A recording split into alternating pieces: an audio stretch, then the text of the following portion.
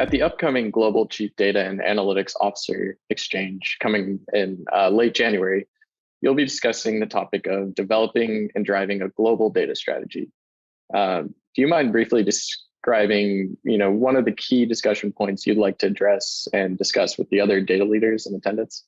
Yeah, I think the first thing is, what do you mean when you say data strategy? It's become this somewhat nebulous, ambiguous term. And strategy has always been, and now we just put data in front of it and act like that clarifies it. I remember starting one of my previous roles and bringing 8 to 10 different marketing professionals into a room who are all saying, we need to start with CRM, we need to start with CRM. And then asking them, like, let's go around the room. What does CRM mean to you? And getting 6 or 7 different definitions.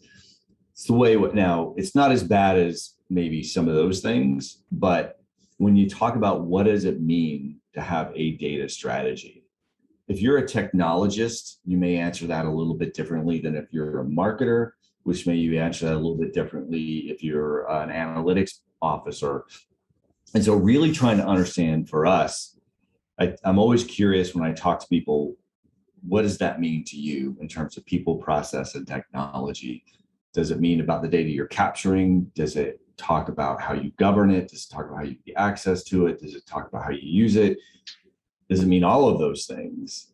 And where are you in that journey? And it's always intriguing to me to have those conversations as people define it, because they tend to say, well, of course it means this, but you turn to somebody else like, no, of course it means that. And so it's always a fun conversation to have. Right. So moving to the next one, I recently saw a stat that was from Gartner back in May, and it claimed 72% of data and analytics leaders are leading or heavily involved in digital transformation initiatives. Could you briefly describe the digital transformation of your industry, Yum Brands itself, and your franchisees? Yeah. So I spent almost 20 years of my career at Disney.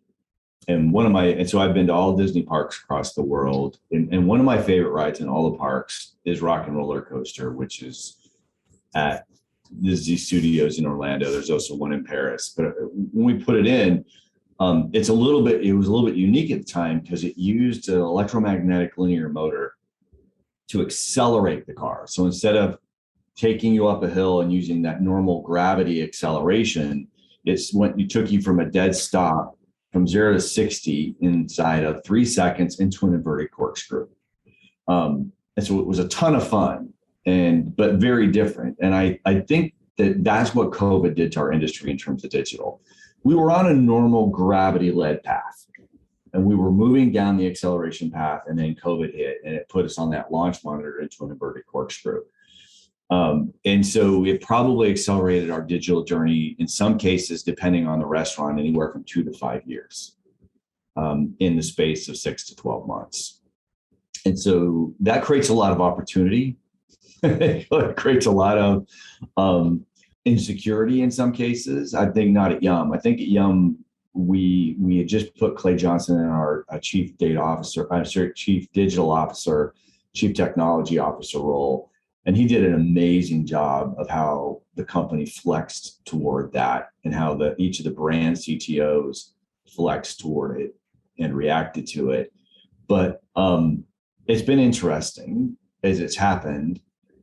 The good news is we've all reacted well, and I think some better than others. It's now created this huge amount of opportunity, because before, somebody walked into a restaurant, they bought their lunch, they handed you a $20 bill, got their change, and walked out, and that's all you really knew about them. Now the opportunity to actually engage with them with digital apps, with loyalty programs, our ability to personalize that experience, our ability to also create a relationship through that to them with communications that's now perfectly normal and able to do. Is just changing how we think about our marketing. It's changing how we think about our operational relationships. And it's changing how we think the overall opportunity. So I think it's exciting for the industry and what it's going to do, bringing us along into the next version of the natural evolution of what we do.